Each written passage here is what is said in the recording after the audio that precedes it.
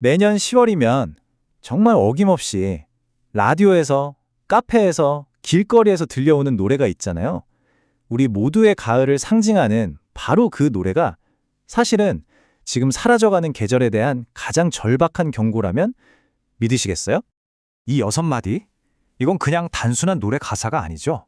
대한민국 10월 31일, 바로 그 하루를 정의하는 소리 그 자체입니다. 우리한테 헬로윈이 익숙해지기 훨씬 전부터 10월의 마지막 날은 바로 이 멜로디의 날이었거든요. 이 노래의 인기가 어느 정도였냐면요. 정말 어마어마했습니다.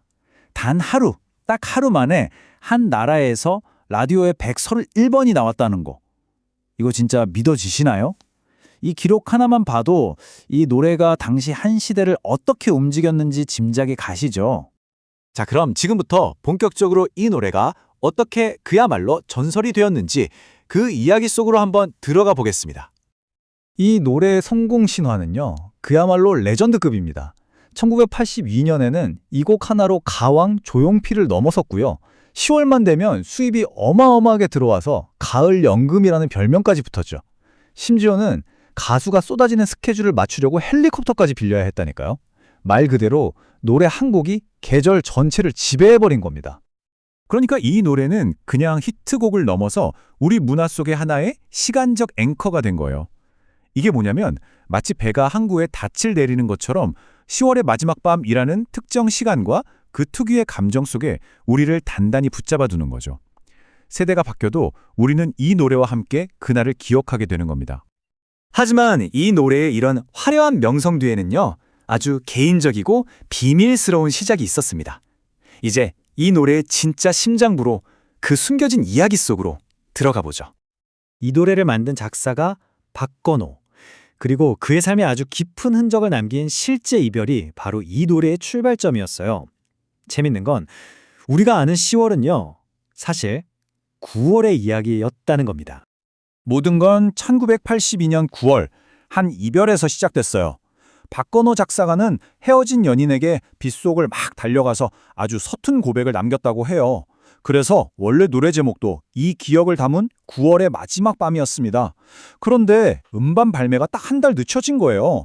마감에 쫓겨서 어쩔 수 없이 가사를 10월로 바꾼 거죠.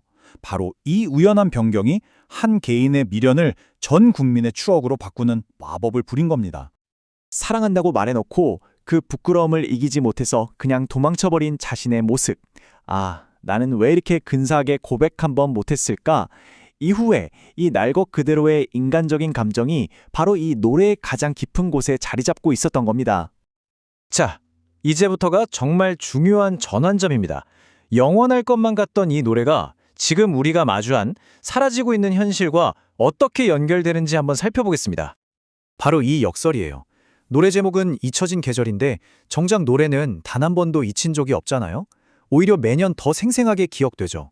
반면에 노래가 노래하는 그 실제 계절, 가을은 우리 현실 속에서 문자 그대로 잊혀져 가고 있습니다.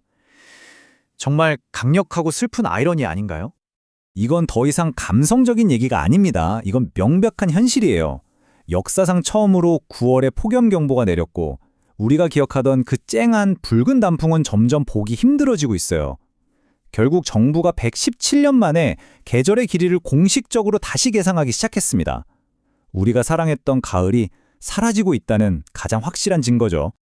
이 그래프를 보시면 상황이 정말 한눈에 들어옵니다. 과거에 98일 정도였던 여름이 최근엔 127일까지 그야말로 폭력적으로 확장됐습니다. 그 대가가 뭘까요? 바로 가을의 소멸입니다. 여름이 길어진 바로 그만큼 우리가 사랑했던 그 쾌적하고 서늘한 가을은 점점 설 자리를 잃어가고 있는 거예요.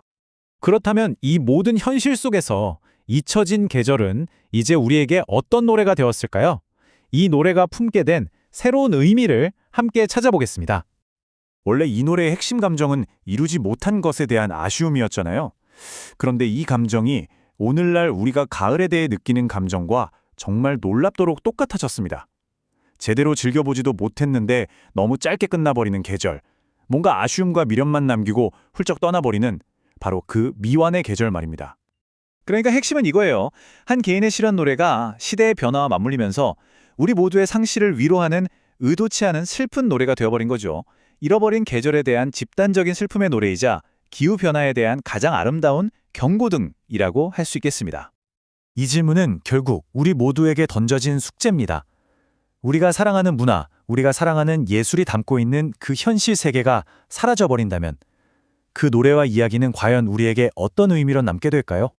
어쩌면 이 노래는 이제 우리가 사랑했던 가장 아름다운 계절을 기억하기 위한 마지막 싸움일지도 모릅니다. 먼 훗날 우리 아이들이 이 노래를 들으면서 가을이라는 계절을 마치 박물관의 유물처럼 상상하지 않게 하려면 우리는 지금 무엇을 기억하고 또 무엇을 행동해야 할까요?